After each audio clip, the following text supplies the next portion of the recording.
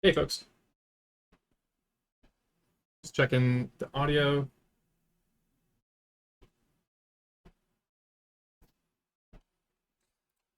So in this stream, we're going to build a CSS parser in Zig. And normally this is something that I wanted to write a blog post about.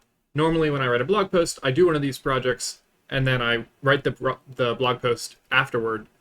And this time I decided to just stream it. And if anyone joins, that's great. Otherwise, it'll be on YouTube and there'll be a blog post after this. So this isn't going to be a complete CSS parser.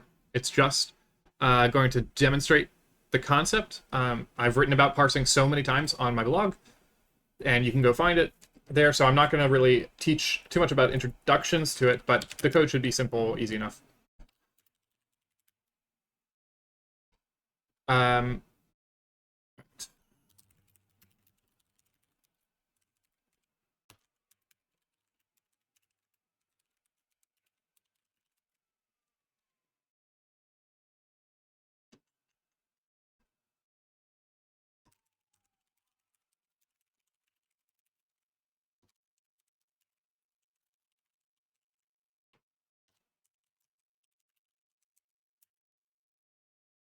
so first, I'm just making sure we can write anything. That's looking good. Um, let's also figure out how to accept command line arguments. I'm going to look at some of my Tiger Beetle code to see how I've done that before.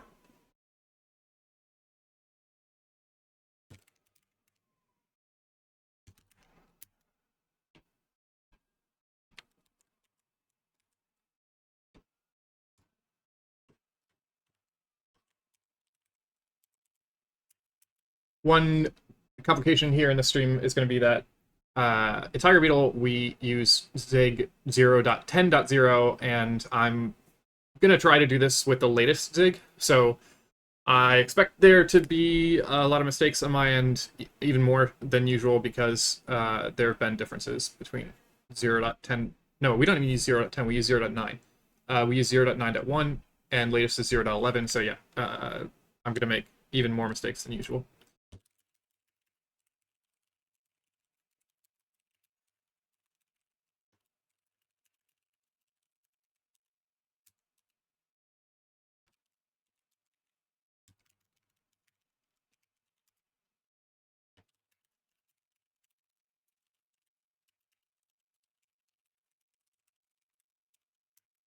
And as I've written before on my big blog posts, I'm still not an expert.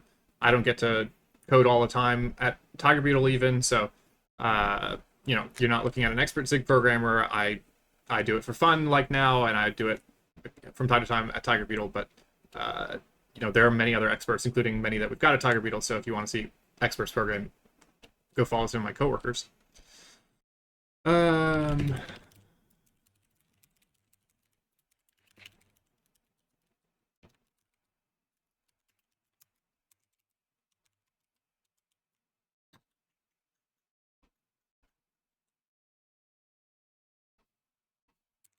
let's create an allocator.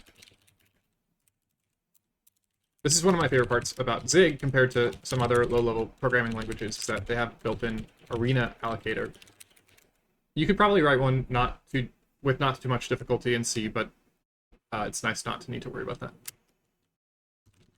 And what it does is it lets you allocate a whole bunch of objects, and you don't need to worry about freeing them individually. As long as their lifetimes are similar, you can just free the entire arena of all those objects at one time. And for us, that'll be at the end of the program when we call this defer arena DNM.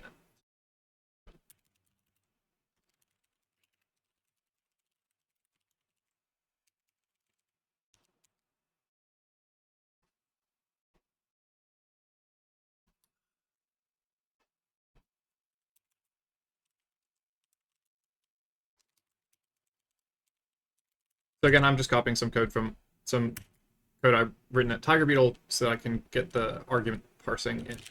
We want to read in the file name from the arguments, and that'll be the CSS file that we'll parse.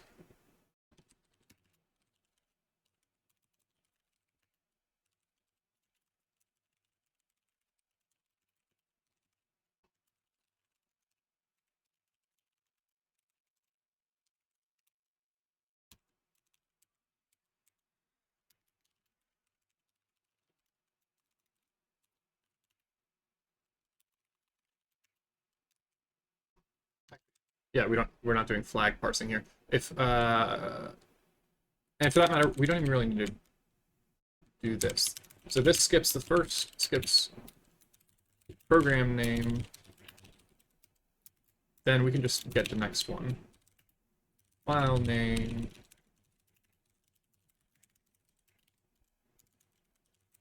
Yeah.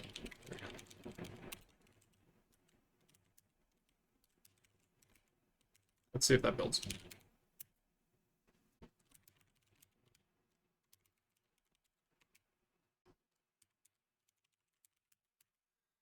Um,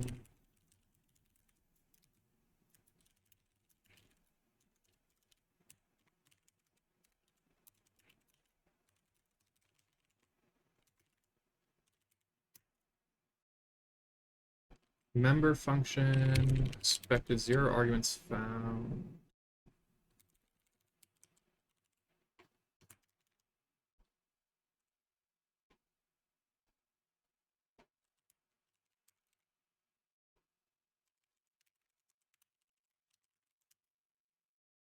Interesting. I wonder why this does not take an allocator anymore. So again, I was copying from some code that I had in Tiger Beetle, which is a couple of versions old.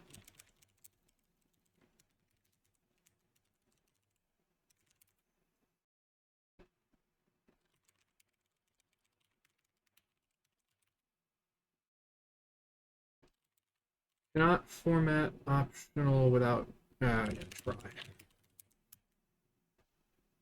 No, wait, what? Oh, optional. Okay, I see. If arts dot next.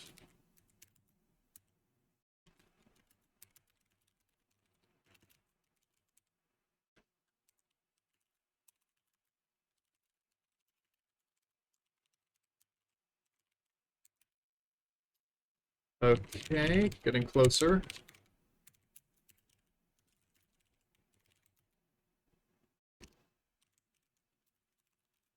And if we pass no arguments, it's probably just going to crash. Oh, it didn't crash. Oh, okay, because we're not doing try anymore. Yeah, all right. Differences between different Zig versions. If we pass the file name, out.css, there we go. File name's out.css. All right, so we've got the file name there. Now let's change this so that we're reading from that file. And I'm going to look at Tiger Beetle code again. See how to read from a file. Which one of these has that?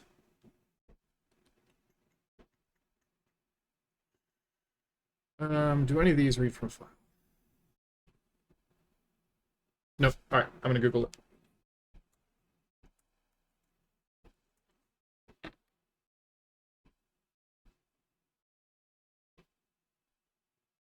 I know I've written. Oh, yeah, okay. All right. So one of the project that I've got, which is help for this sort of thing, is this tiny programs site. So if you go to tinyprograms.org, it's like Rosetta code for programming language implementations. And I know that I have reading from a file in here. Brainfuck sounds good. Zig, main.zig. All right, so here's where I read from a file. So let's copy that into here. File equals try.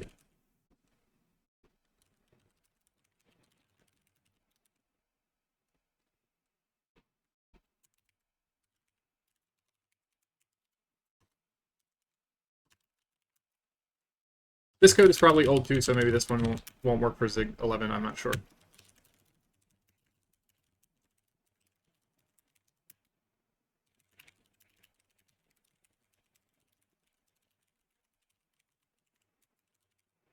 Nope, we don't need to defer anything because we've got an arena.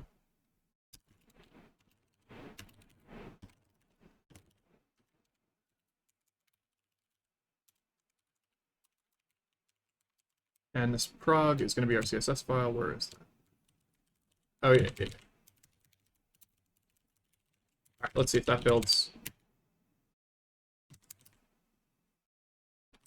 I'm in the wrong directory. Okay, allocator's not fine. Let's uncomment this now that we're using the allocator. All right. So this is Zig complaining that we used try, but we didn't mark the function as failable. So we mark it as failable. And it built. Now let's try printing out, just to make sure that we've actually read that file.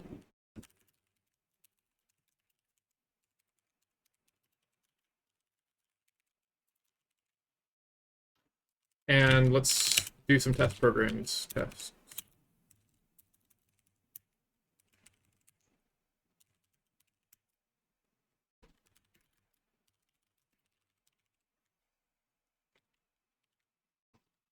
That seems pretty minimal.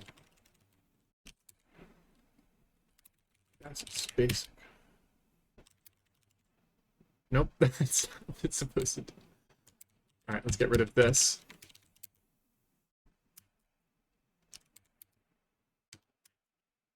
Cool. Yeah, that looks pretty good. So just get rid of everything else just so that we only have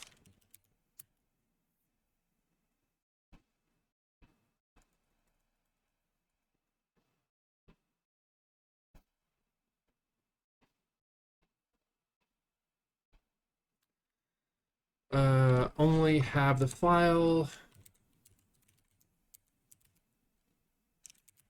Okay. All right, so now we're reading the file correctly. Now we can start to get into the fun stuff. So the reason that I wanted to do this blog post in the stream is because I wanted to talk about Zig metaprogramming. And one of the places that this metaprogramming comes into, or is useful, is when you're parsing, and you don't want to just parse into a generic object, you want to parse into actually very specific structs. So let's build some structs. I have no idea what the correct name of this stuff in CSS is. So I'm going to call a block the combination of the selector and then all the attributes in there. I have no idea what it's supposed to be called.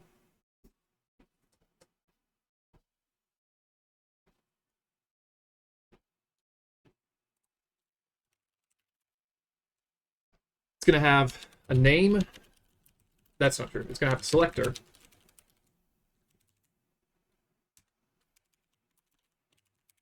And it's going to have attributes.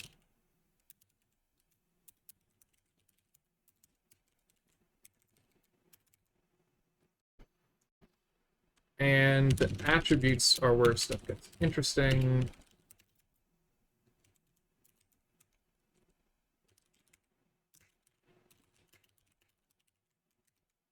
So this is going to be a huge simplification of CSS, if that's not already obvious by the fact that I said we could do this in an hour or two. But the point is just to show this Zig metaprogramming stuff. So it's okay if we don't actually support all CSS and if we're not completely accurate and all that. So what are some other CSS attributes? Color, background,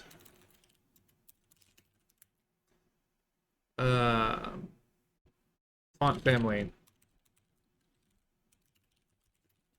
So again, we're massively simplifying the fact that these are not, like, if we were writing a real CSS parser, we would want to actually be getting into, like, what are all the possible values of background, and they're not just, all right, you know what, font family is not a good one because dashes are not a valid identifier in Zig. So not font family. Color, background. I mean, these are fine. These are fine for now. Okay, so we've got a block that has a selector and a collection of attributes.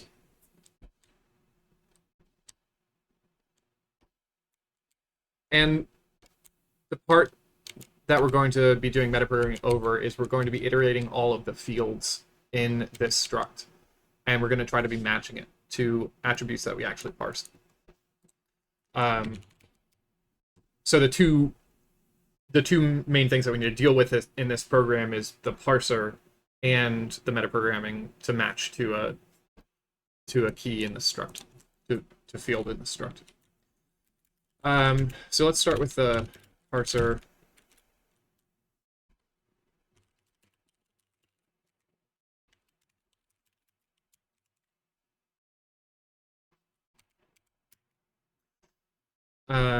And let's write another Okay, yeah. Let's write another more complicated test just so we know where we're going to. Multiple blocks.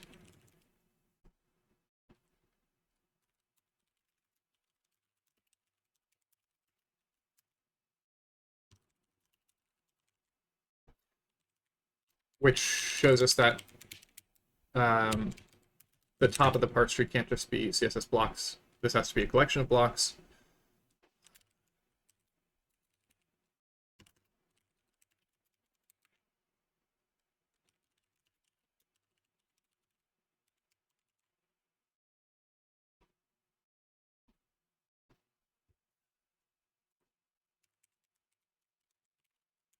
All right, so, and that means that this is not going to return void. This is going to return CSS tree.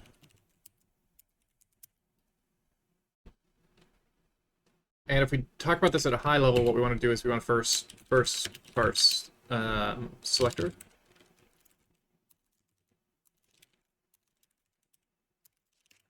Then parse opening curly brace.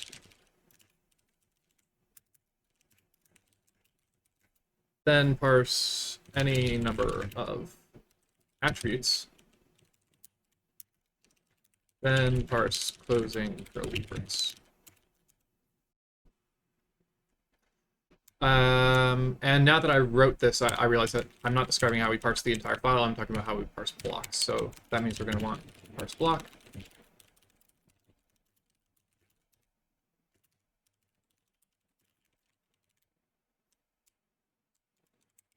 And because I was vague here, this means that we want another parse attribute function.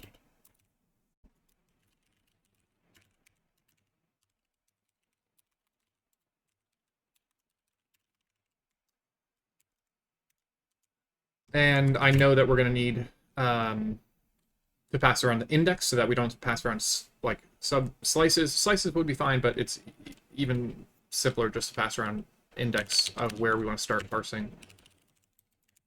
Same for here. And if we're passing in the starting index, we also need to pass back the ending index for when the parse is successful, so that whoever calls it knows where to keep on going afterward, which means that these need to have a custom return type.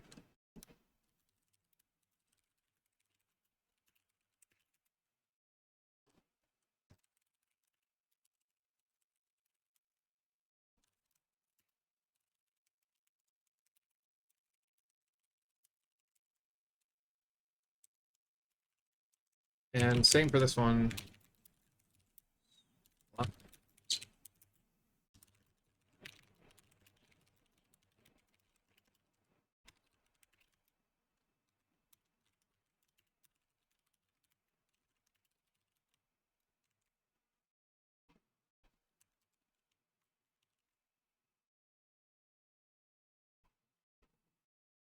Let's keep on in comments. Let's keep talking about what we're doing here. So when we parse an attribute, we need to first parse the attribute name,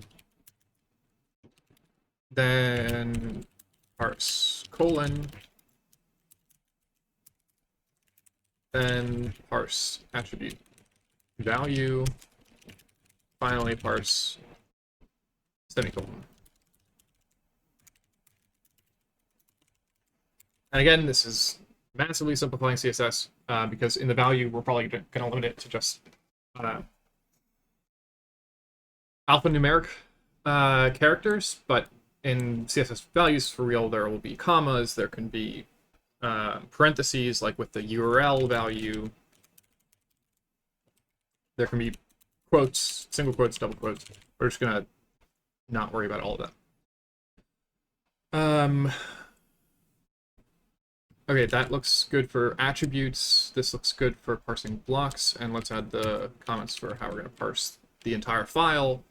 This, we just have to parse blocks until you have that. Yeah, pretty simple there. Okay, so we can start sketching this out.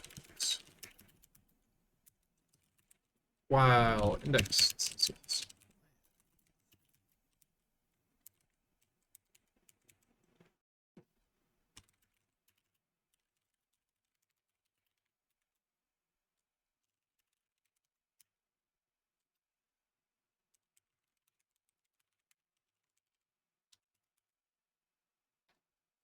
And yeah, we need to be able to accumulate this stuff.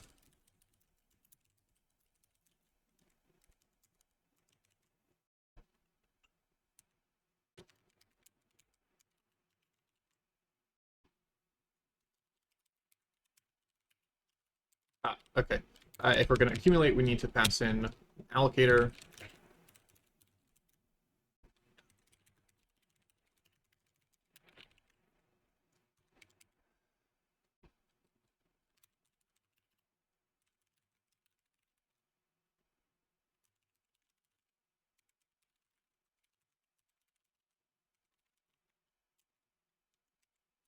And that means that we can just do this.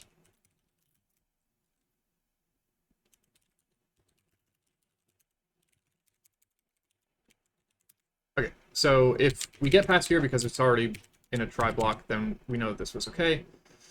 So the index becomes the result. The index passed back by the parse block function, which will be when the block ends. And we need to append to the blocks array.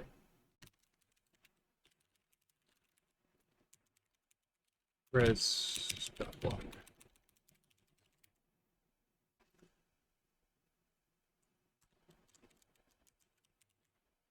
Okay, let's go some more screen space.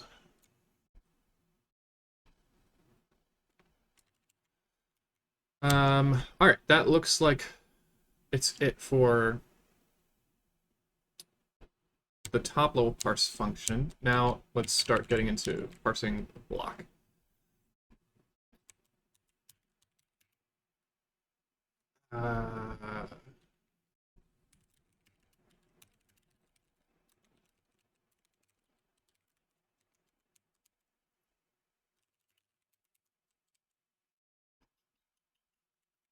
Okay, so I know that I'm going to want some helper function that just parses alphanumeric, basically, alphanumeric.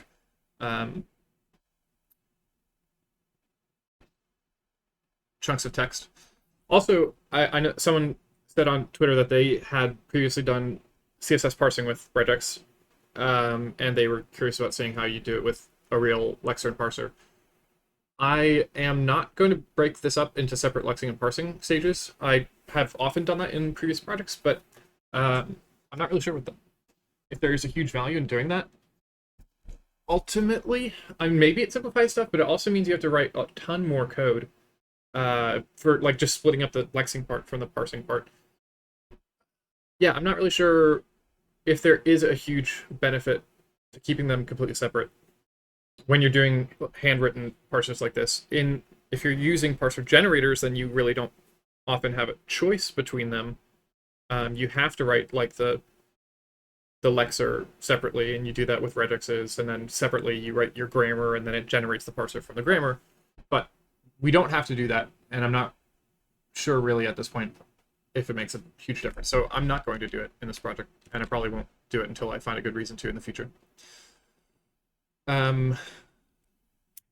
Okay, so identifier.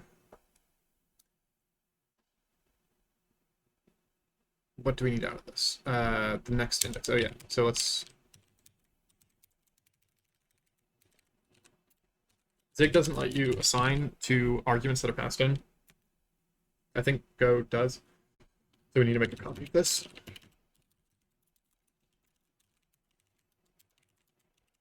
And now that I think of it, we should add. We should, yeah, start thinking about white space everywhere. Still, we'll need to write that white space eat function. Then we'll need to write this parse identifier function. After this, we set index the result of that. We keep moving on.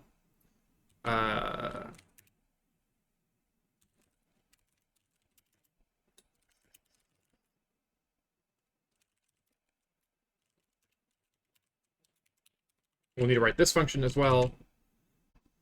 And we can copy that down here too. Same thing, closing curly brace. And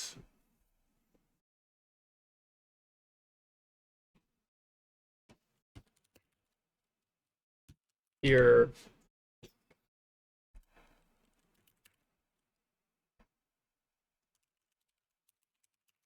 We keep calling parse attributes.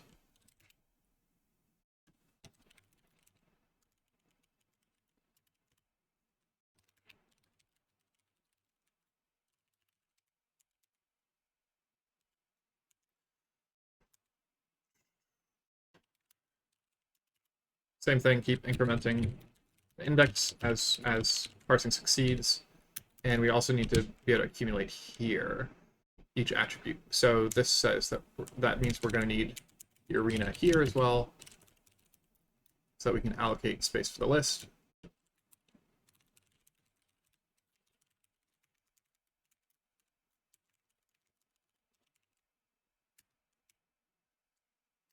Where are you complaining about?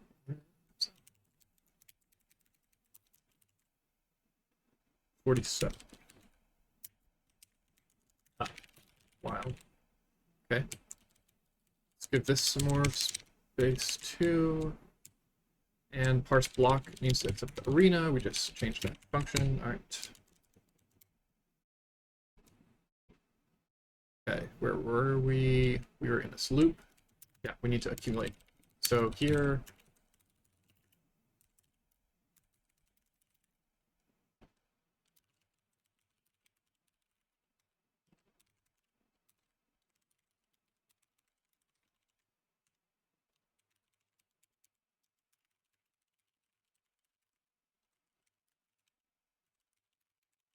okay, and finally we need to return with block,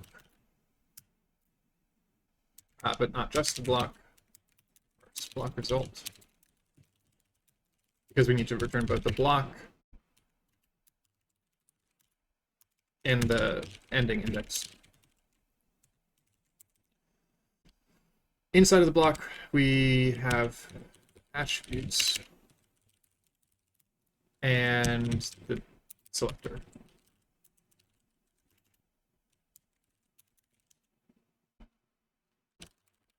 So ID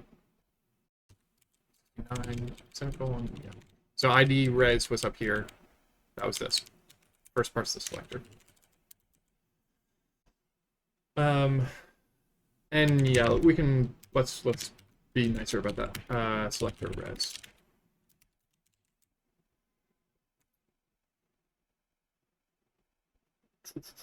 Okay. And there are probably, yeah, we need to consume white space in more places, so let's do that here. Basically, after every single time that we parse, we need to check for white space.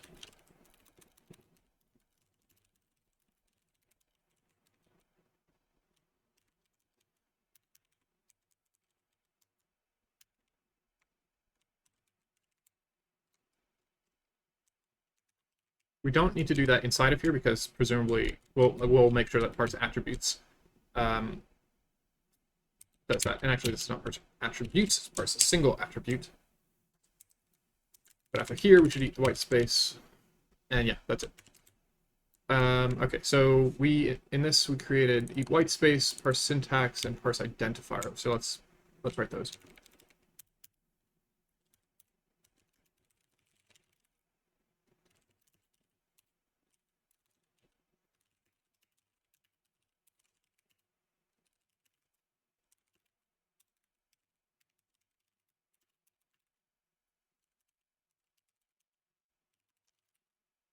Pretty sure there's just a built-in one for this. Well, index less than and it is white space. Can't edit these, so we need to copy.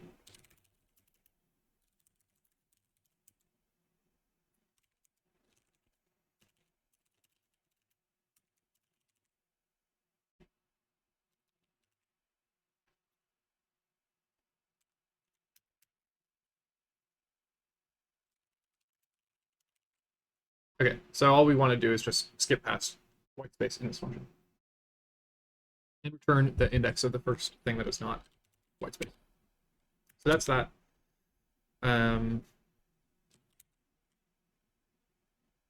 If you've seen my posts before, you know that you always need, I mean, I always need unit tests for this stuff for all this parsing stuff because it's so easy to be off by one, and tests just help you catch that really quickly. I'm not going to write that yet, though we could.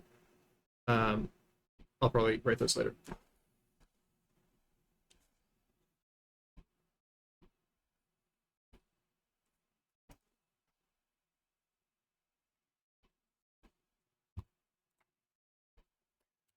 Other ones we needed to implement were parse identifier.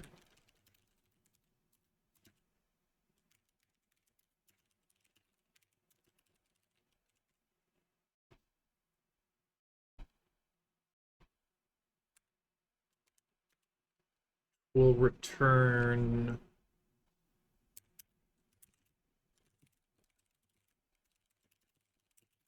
an identifier slice and the next. Let's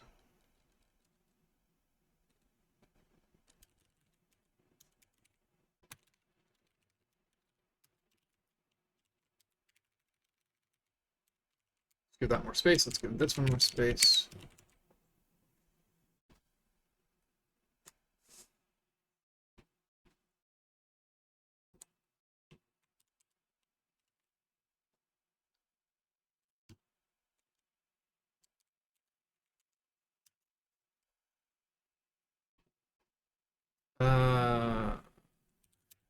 So we always need to be careful that we don't get into, that we don't go past the length of the input.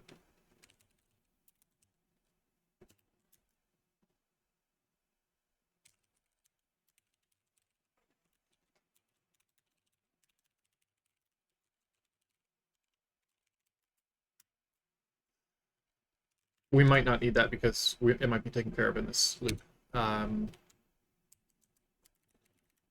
There's another ASCII one. Again, we're just going to think about ASCII. CSS maybe does allow Unicode. I'm not sure if it does. But we're not going to worry about that. We're just going to think about ASCII. I think there's something called is alpha.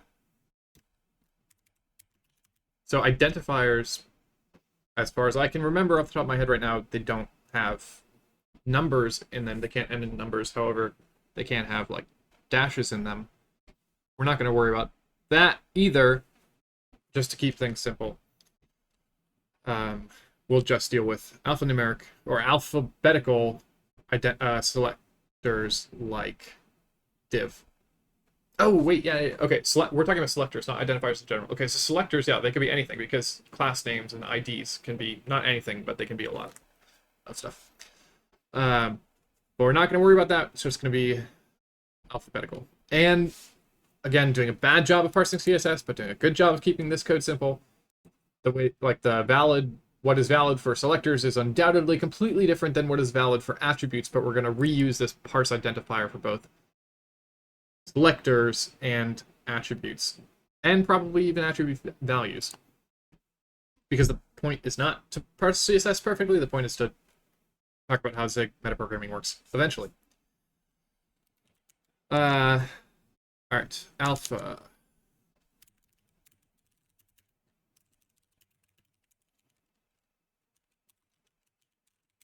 Okay. Now that I see that, I think we don't need this at all because we're guarding against going outside the bounds of CSS.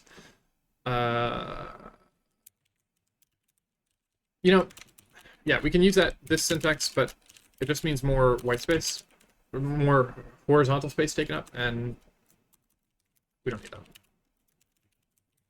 Let's do the same thing up here.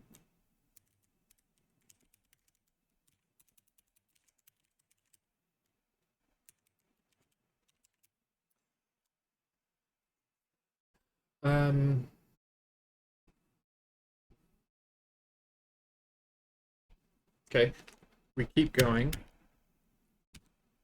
Again, we can't edit that, so copy.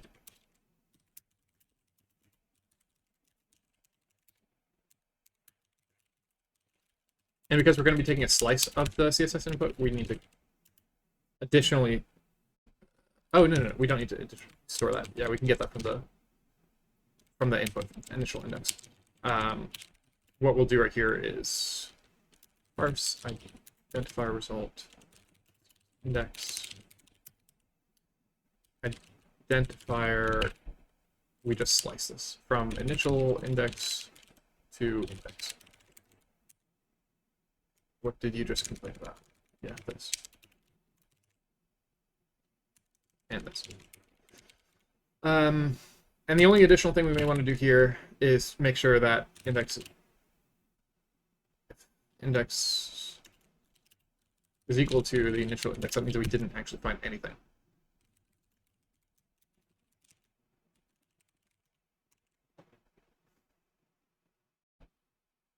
Okay, that looks okay.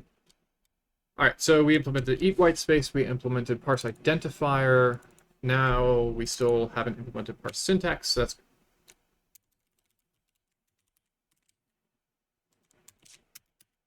that's pretty simple. Parse syntax takes CSS, initial index, and the actual syntax.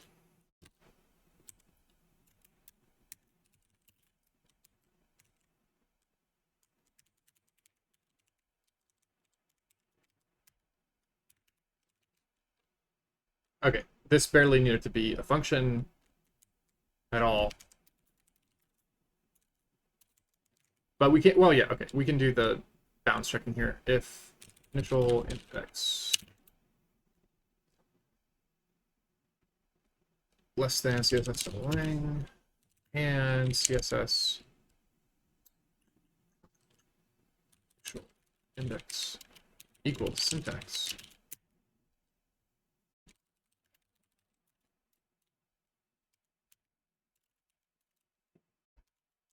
Otherwise, it's an error.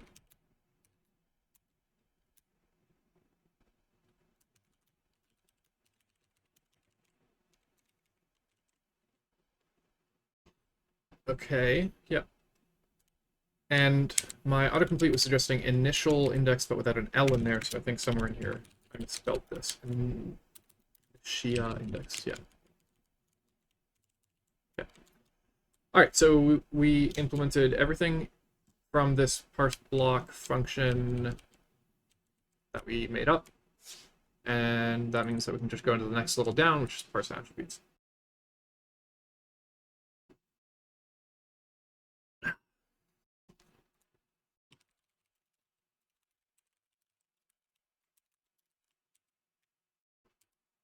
Okay. Since this is going to use some of those functions that we just used, let's copy this down below. Here.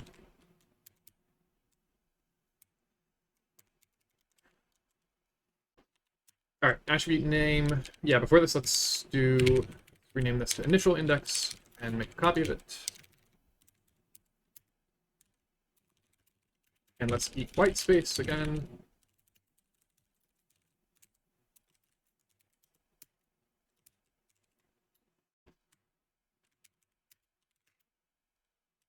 Name res equals parse identifier.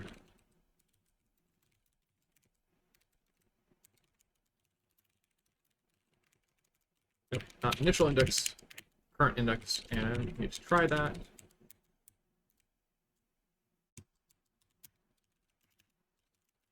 We need to update the current index. Now we can parse for colon.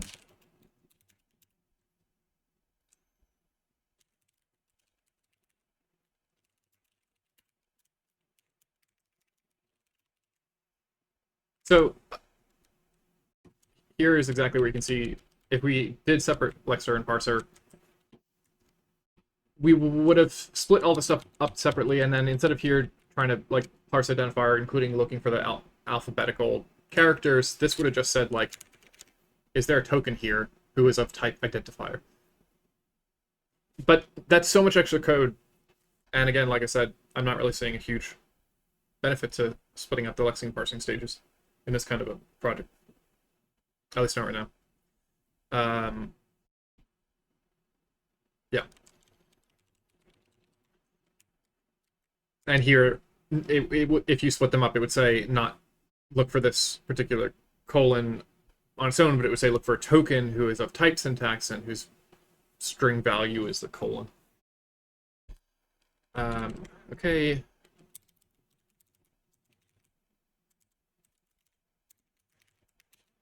So again, being very lazy here and treating all values as alphabetical as well.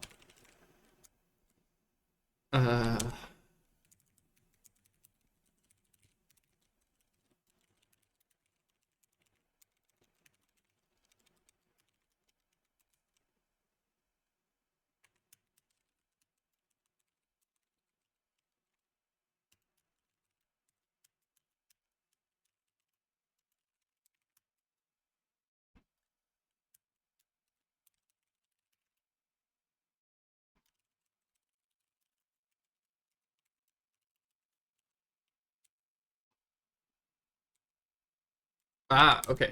So here is where the metaprogramming finally comes in. So we have some attribute that has a name and a value. No, let's value. So all we have is the name and a value, and we want to get from there to this actual type CSS attribute. So we've got strings for color and background potentially, or something else, but we want to go from strings to actual fields in the struct. And if we didn't have metaprogramming, what we would have to do is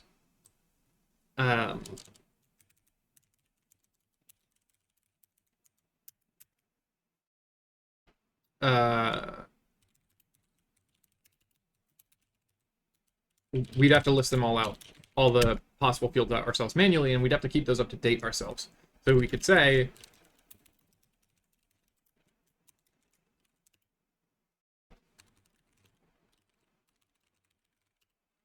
if this is color, then set attribute.color equal to, and keep doing that for every possible field in here. But then you have to keep these. I mean, there are good reasons to do this, and there are not great reasons. The not great reason is that you have to keep these up to date. They have to stay in sync with each other. And if you ever add them, you have to add this code in two places. You have to add it to the struct, and then you have to also add it over here. On the other hand, there is a really good reason to do this, and it's that you get to have these be completely independent of the name of the field in the struct. So you're keeping a public API separate from an internal API. And my guess is that code over time ends up looking more like this, where you hard code all the field names, because you over time will make changes to things and you need them to be backwards compatible. However, we can also, like, if we don't have those issues in the short term, we could do metaprogramming and match the exact field name of the struct to an exact string. And in the beginning, I started typing out font family, and that was already an example of where you can't exactly do that, because font family is not, font-family is not a valid Zig identifier. Now, we could have a rule like this, because I think in CSS, there are no underscores in at least attribute names. So we could have a pattern in our metaprogramming where we said if you ever see an underscore, change that. Or if you ever see a dash in CSS string, change that to an underscore when you're matching struct field names. And I'm actually kind of curious to do that. Maybe we will if this doesn't take too long. One other thing I realized while I was talking about this is that this should be an enum, because as we parse each attribute at a time, it's only going to have one of these, whereas the block is going to have multiple of them. Where was that? Where were you complaining? Line 98.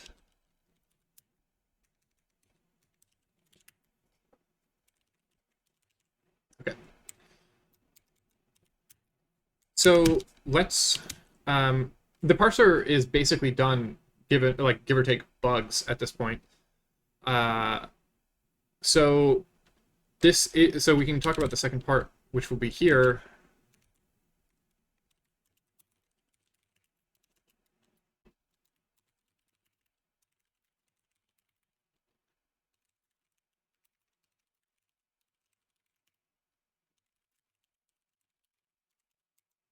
Uh,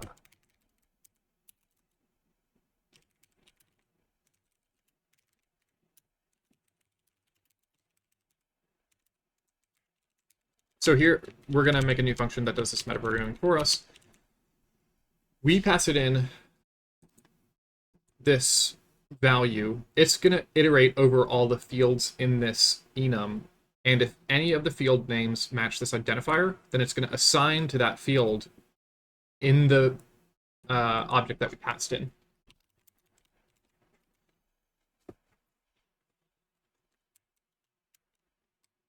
So let's, above all this parsing,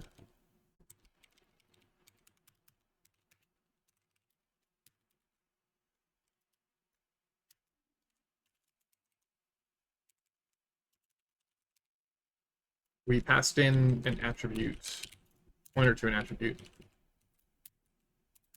key, a value, or name and a value.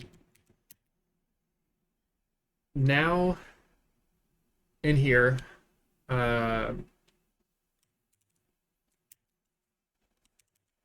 let's go look at the built-in JSON parser in Zig.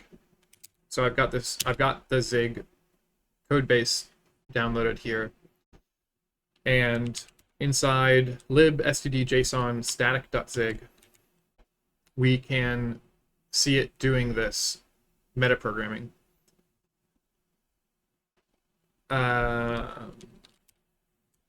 And this is the exact thing that we're going to be, yeah, this way.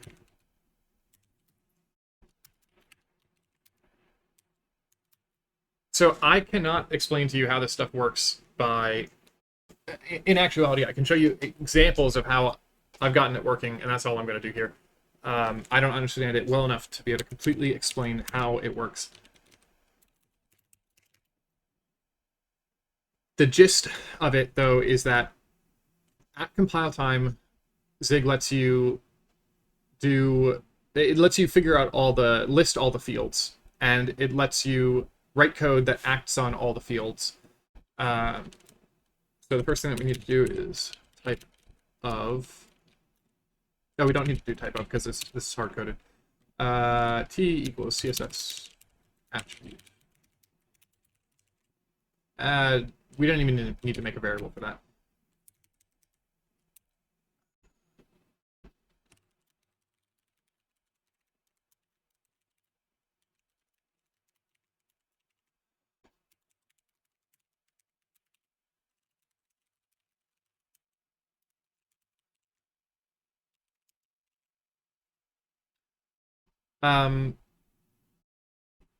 So let's just talk about this by example again.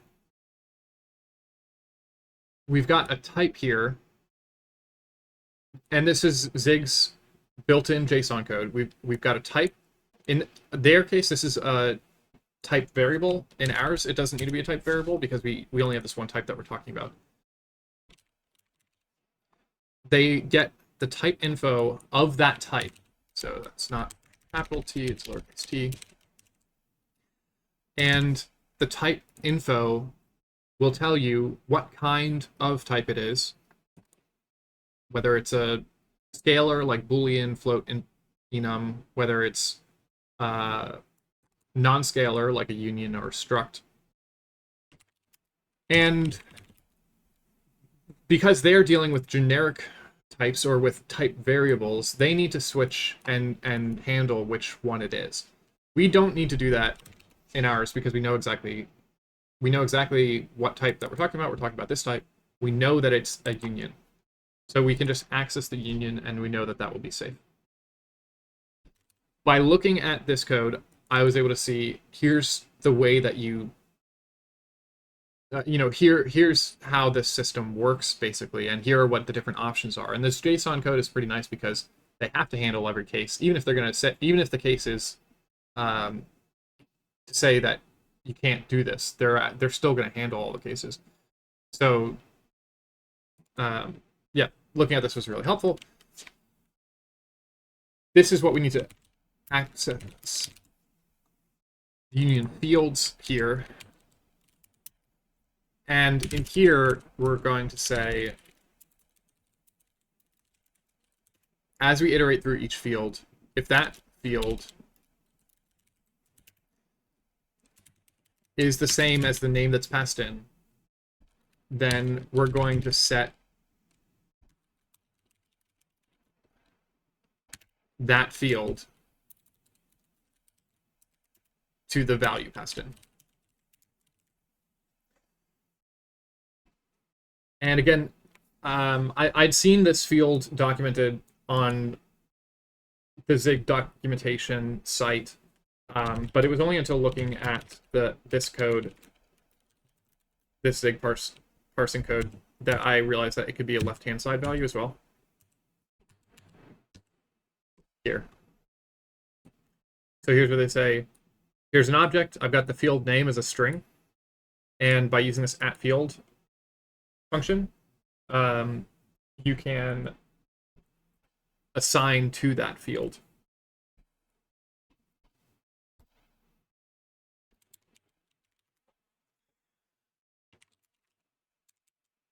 So that's all we're doing right here.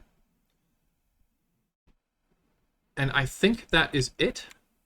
This is a really simple example, but so there are some ways that we can make it more complicated if this actually works. So let's see if this actually works.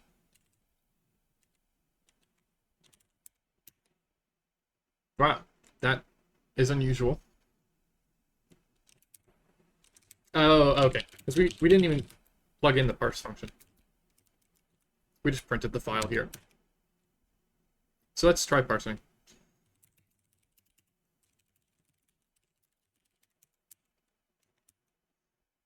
And what do we want to do with this? Let's print out the tree.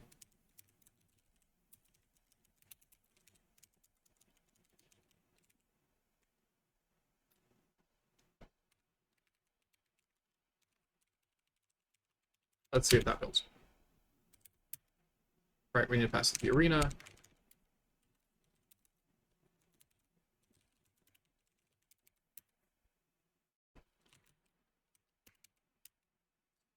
Arena.allocator. Yep, that's a function call, not a field. Okay, yeah, these are all the build errors I expected. They weren't coming up because I just wasn't calling the parse function. ASCII has no member is space. All right, let's go look at that. Let's go pull up the...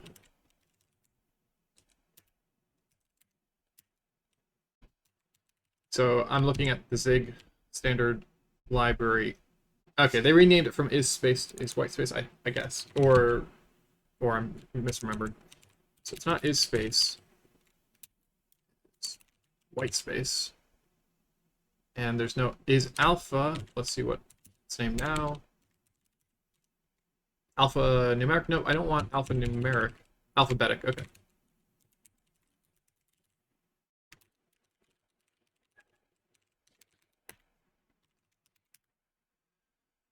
Okay. Yep. Parse syntax. Yep. That's supposed to take a U8, not a string. Same here.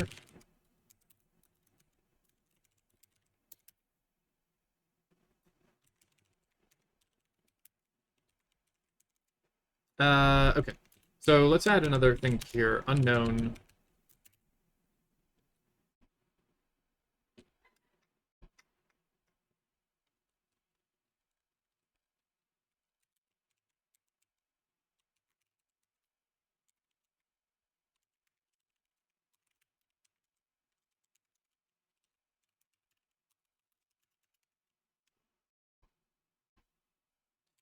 And if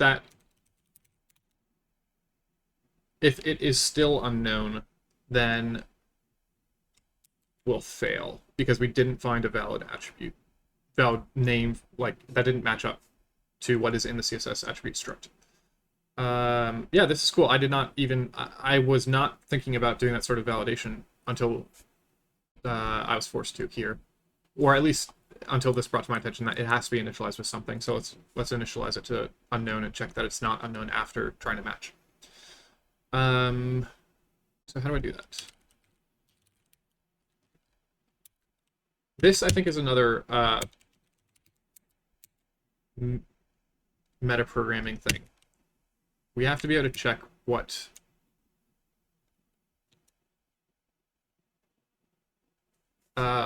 is that? There's a way to see, there's some built-in function that tells you what the current value of an enum is. Or can I just do this? Maybe that'll work. Let's see what the compiler tells us.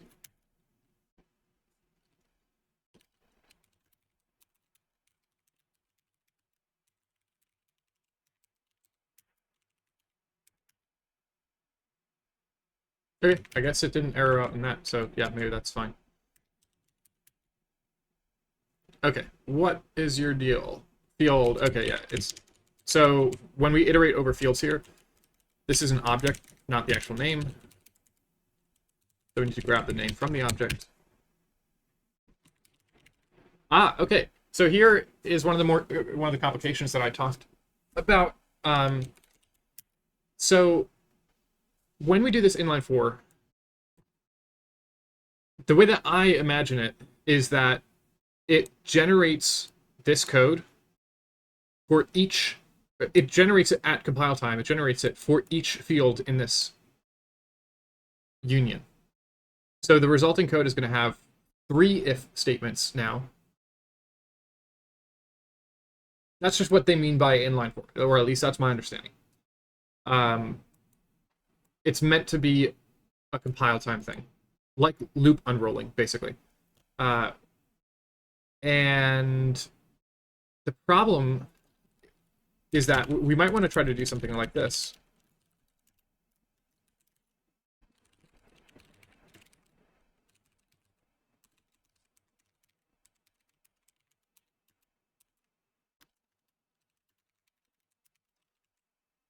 This would feel obvious at first. We'd say only try to do this assignment if the field name is not unknown and the field name matches with the name that was passed in. But the thing is that these are, it's like code generation. So this if is going to be generated in code and type checked, that's the important thing, for each field in there. And the type checking is what's failing here, because although we know that at runtime, this case is not possible, at compile time, it doesn't know that. But Zig lets us run some things at compile time. So we can do a mixture here of compile time checking and runtime checking, which means that it won't ever generate code. Where?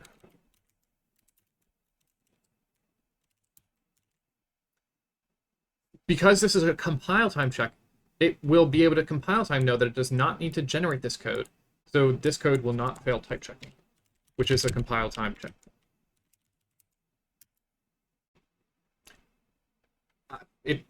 It sounds simple, but it took me a while to figure it out, so I was super happy when it happened. When I saw how that worked. Okay, so now it is finally building, and let's try to run it again. All right, we crashed, no such syntax.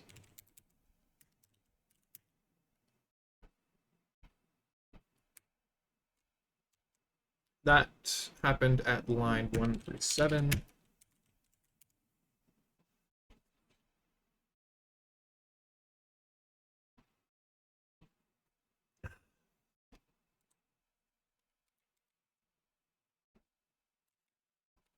All right, let's just debug what's going on. Let's see what the selector was.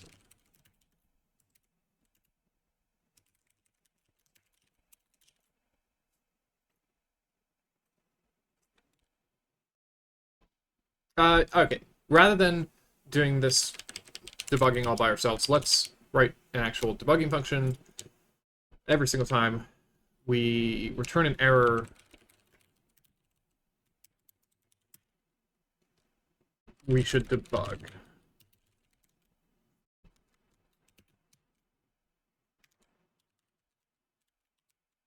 So let's just forget about this particular error and let's just write good debugging info for everywhere that we return an error.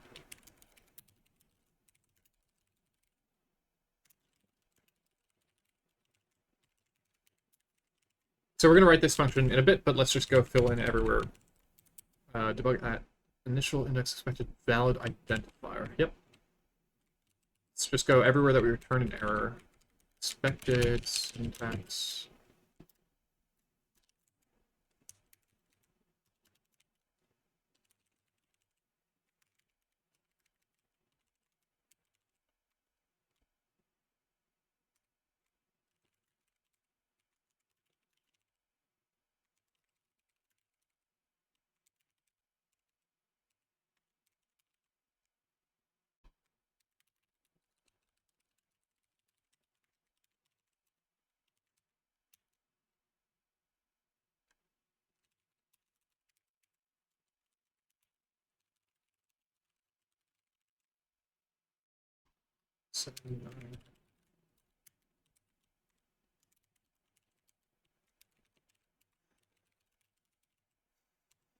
Alright, so those are all the places that we returned an error because something looked totally wrong. Now let's write that debug at function.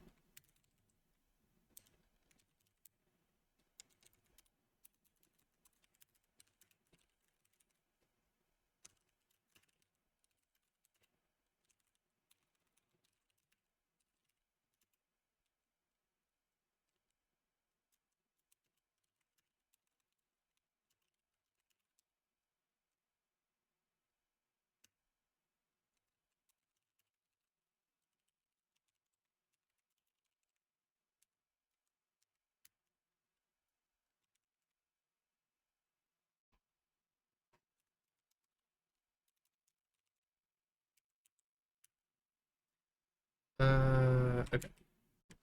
So the point of this debug at function, where is we want to find the line number and column number of it and display the actual line and column number where it fails and have a caret that points to exactly the column on the line where it fails.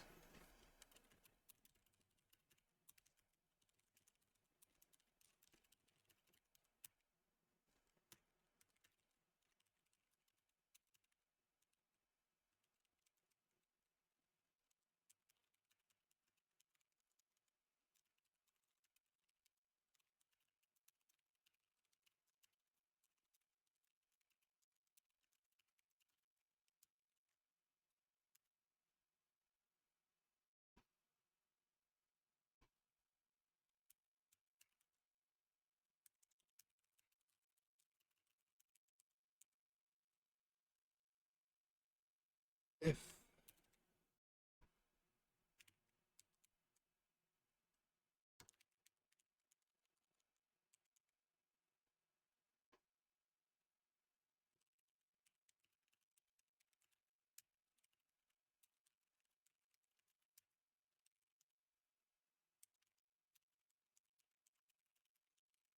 this will become a little bit more obvious in a second.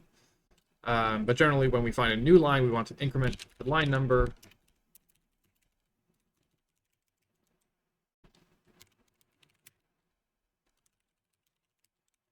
Otherwise, if we find... Oh, yeah, that's it. Yeah. Otherwise, if we find the...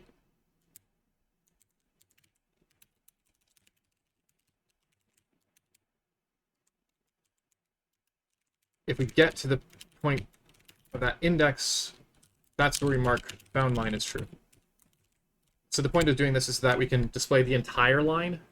We're not just going to... Like, if there's an error on some line, we want to display the entire line and then have a little caret that says, here's where in this entire line we expected this to be this.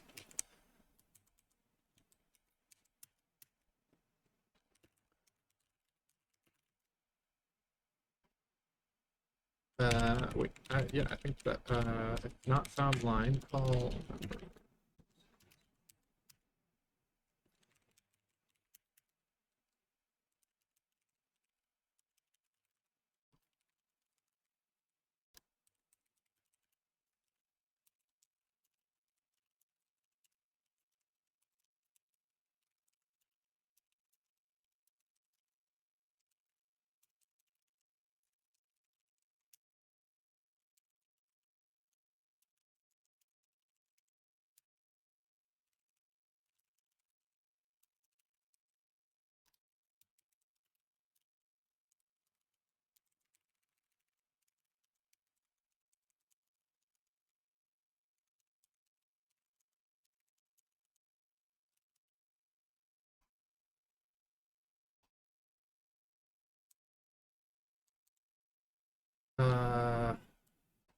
Line beginning. We need to keep track of where the line began.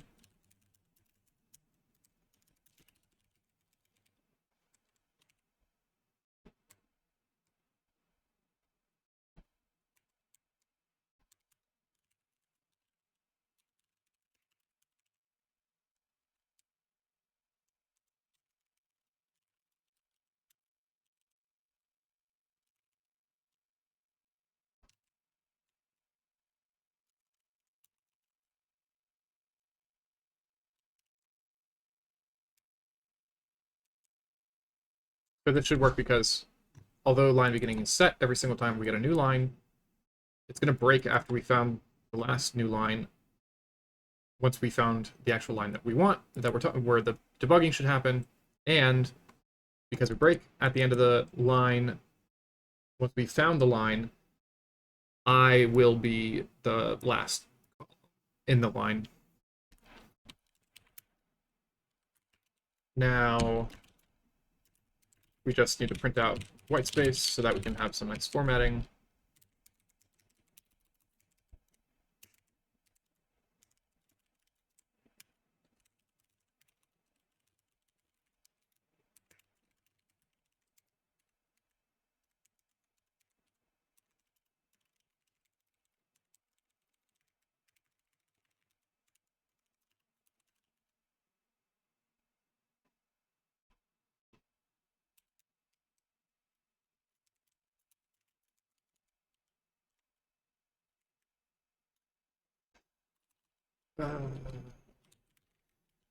I just forgot that we also have the user passed in stuff, so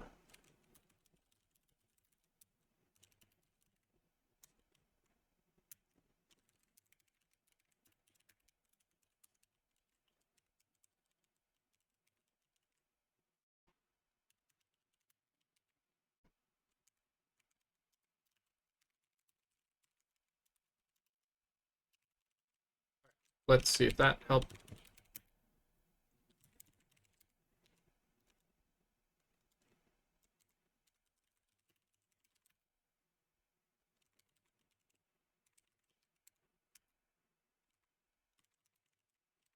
One thing that kind of annoys me about SIG is that when you have these error returns, I can't find a way to turn. I mean, I haven't looked that hard, but I haven't found a way to have it not return an entire trace every time. It is useful, except for when you're writing something that is user-facing, in which case I have always just ignored, like, have some error information that's printed out, but at the end of the file, ignore the error. So basically here.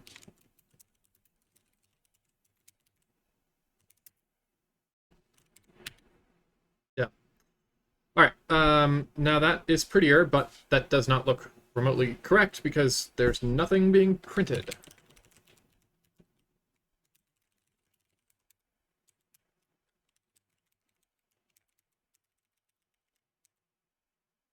Why is this not printing anything?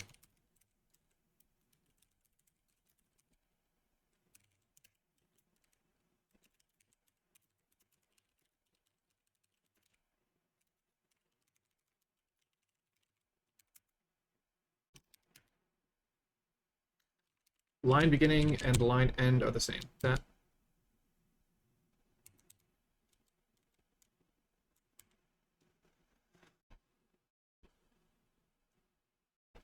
Okay. This needs to be inside of here.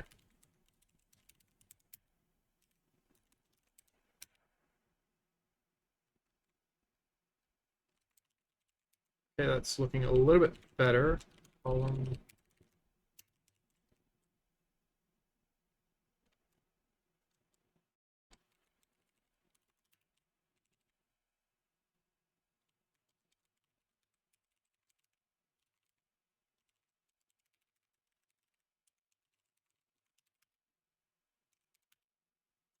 Cool. That is great. We're getting some useful debugging information, except for, of course, that does not make any sense. Somehow we skipped past this, so maybe the white space function is wrong.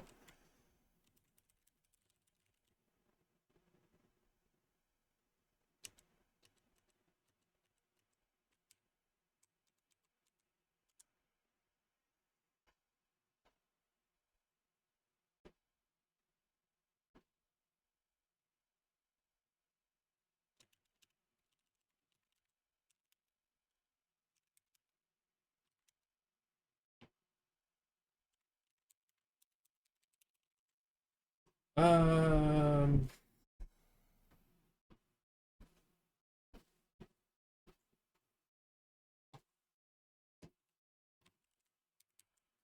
let's see what the actual identifier was.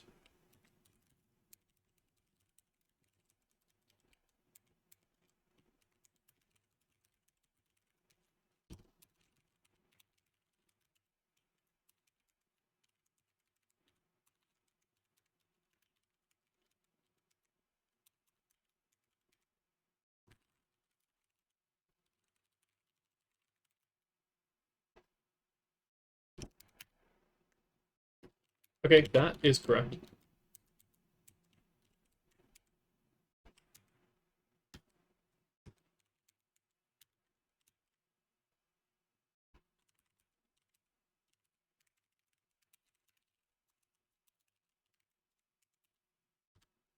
See what's at this index.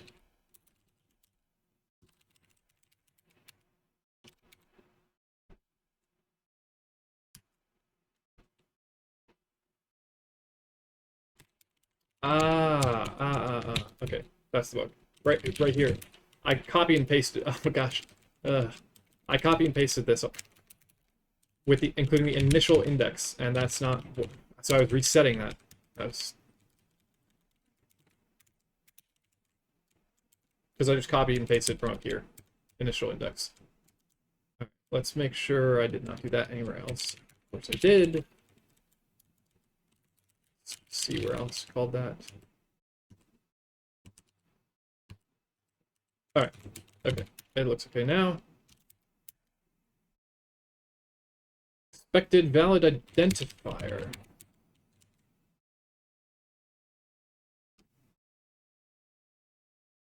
Well, we got a little bit further. What?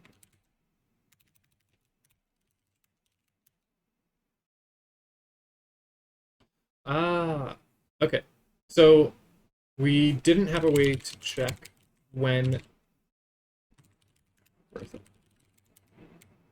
When to end um,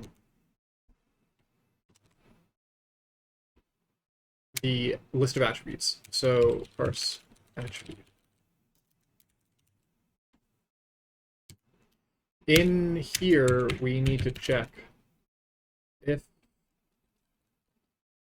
yeah, then we actually do need to be white space if it's less than CSS1. If after we eat some white space, if the index is still within the bounds, and CSS and the character there is ending, then we need to break this.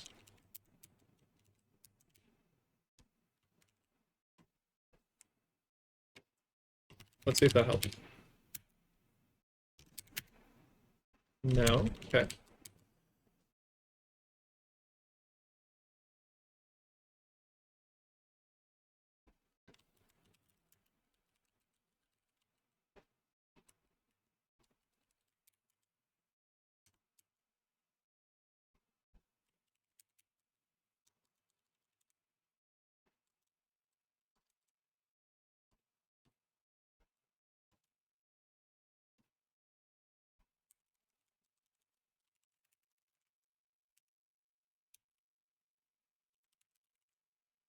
Um. Well, let's see if it got into there.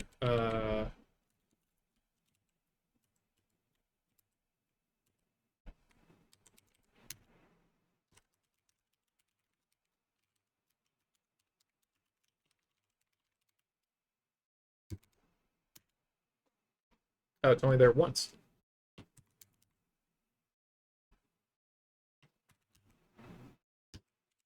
All right. Then we need to make the parse attribute error messages nicer.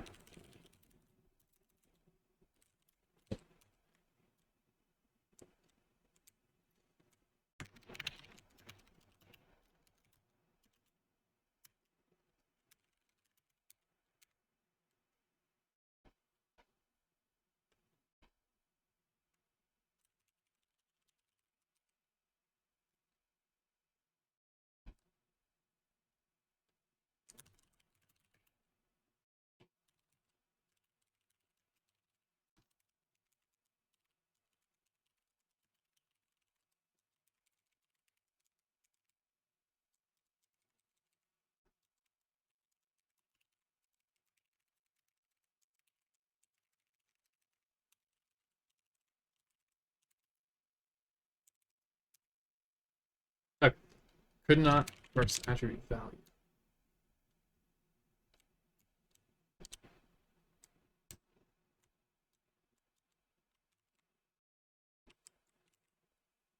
So we went from parsing identifier to parsing syntax, and I realized that there's no white space eating inside of here.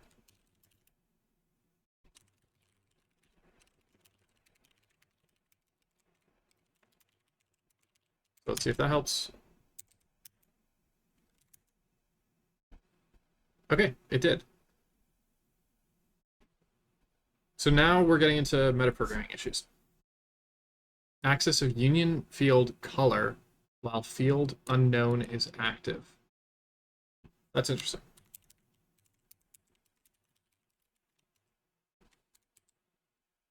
Why did have I not come up on that before? Um,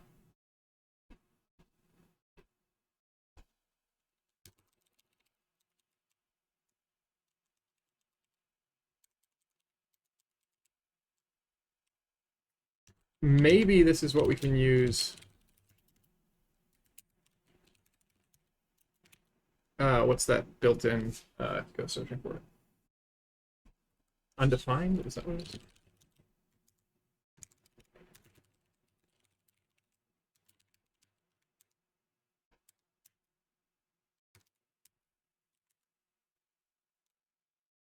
No. Interesting. Now why on earth did I not run into this before?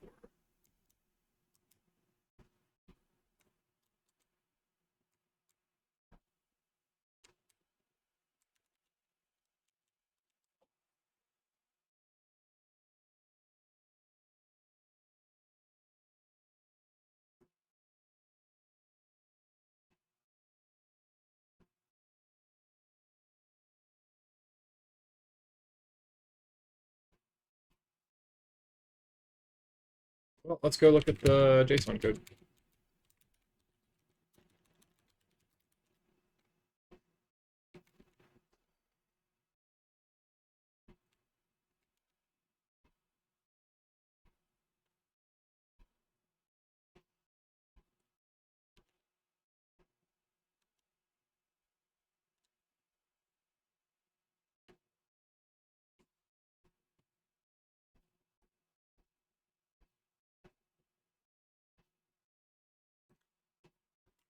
Maybe this changed. I have no idea. Let's see if this...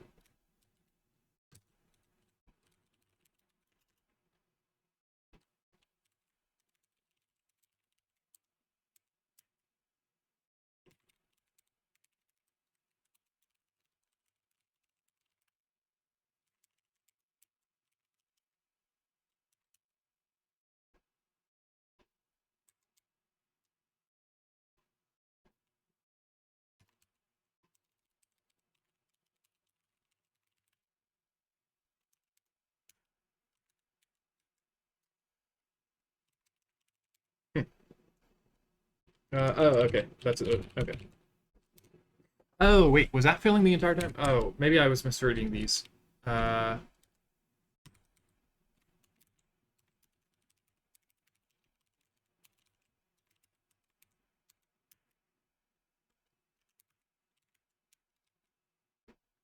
No, that... Okay. I was not misreading it. So we can't... Yeah, alright. There has to be a built-in for this. Let's go look at the JSON thing.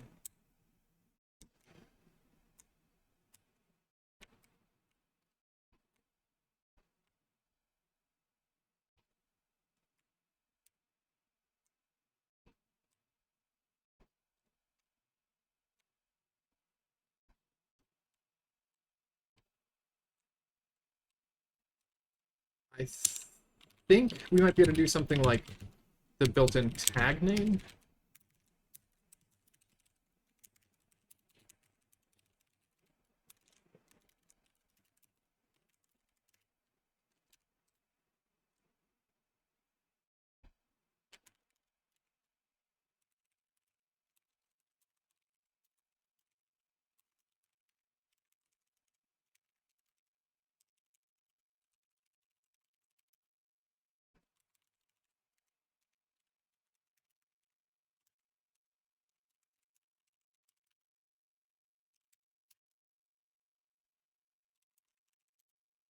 Well, let's print this out to see if that is right.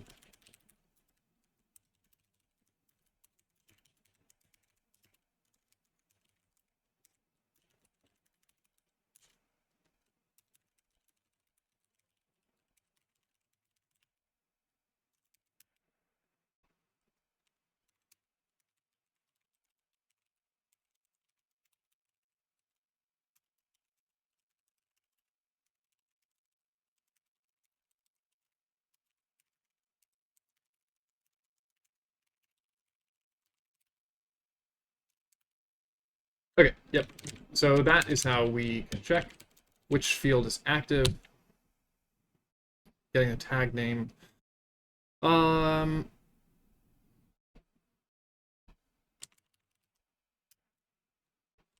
these, all right, this error is just totally, completely off. Line 4, there is no line 4.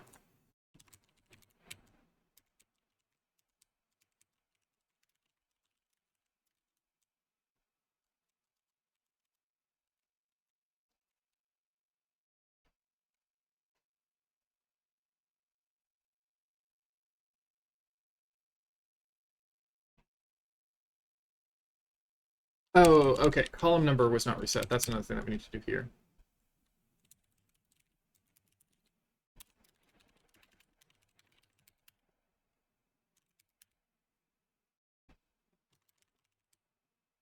And it's not I that needs to be decremented here. It's column number. All right, that is getting closer to it.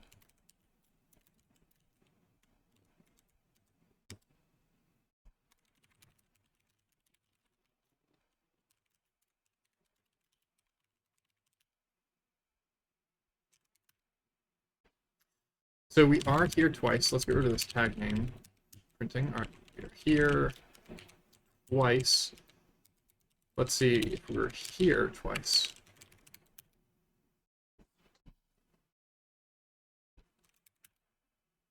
Okay, that's good. We do exit there successfully.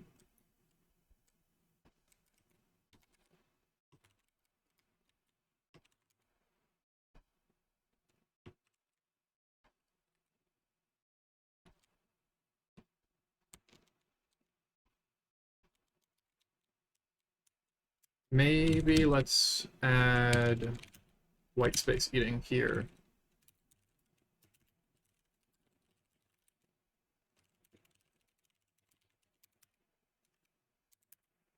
Okay, yeah, so the issue there, I think, was that there was white space at the end of the file, so that's why this condition was not getting hit, to stop it at the end. Okay, so this is not printing anything out very nicely. Why are you not nicely?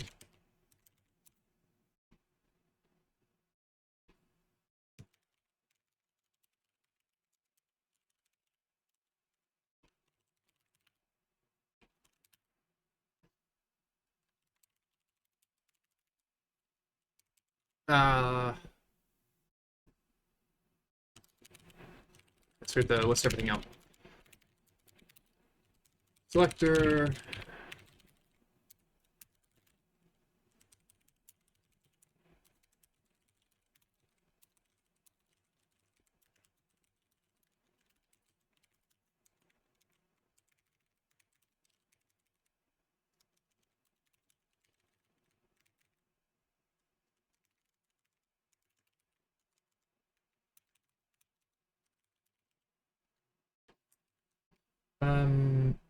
Oh, yeah, here's some more metaprogramming I think that we need to do. We need to get the tag name from this union, because there's no way to get which part of the union is currently active.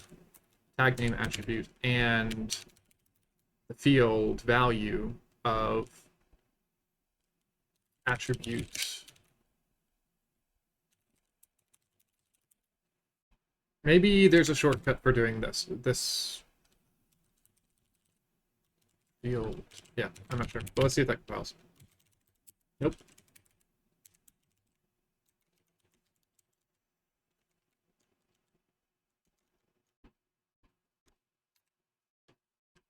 How do we use field in the past?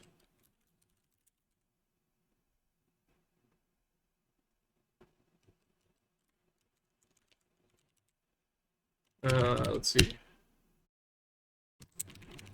Evaluate comp time. Oh, okay.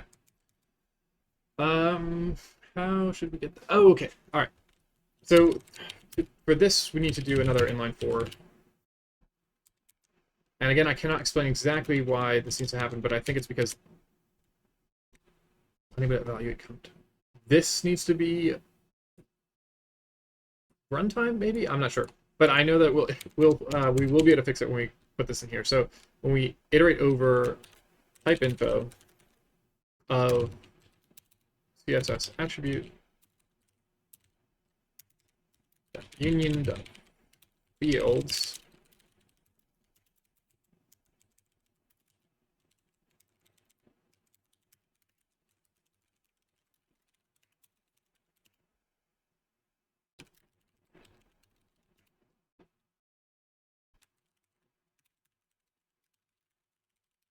so this is kind of the opposite side of the metaprogramming, where we're not trying to read stuff into the struct anymore. We're trying to get stuff out of the struct.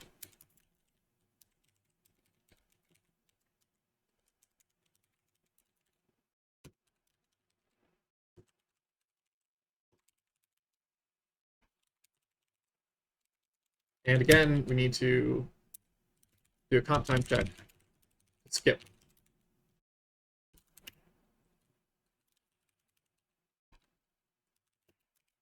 The unknown field.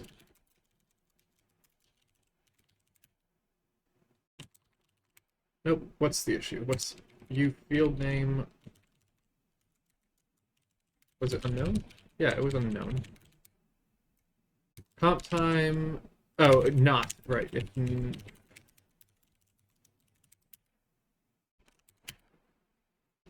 Cool. Let's change that. Basic. Let's change this and make sure this still works. Div background white. Awesome. Let's try on the multiple blocks. Okay, that is not right. It only found... Oh, we are only printing out one of them, yeah. For 3 dot blocks.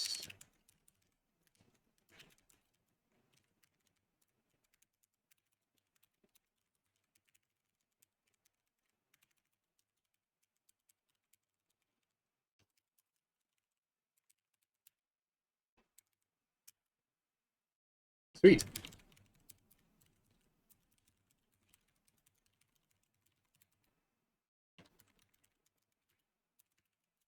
I want to pretty print this. And make sure that was actually what it was. Yeah. Okay, so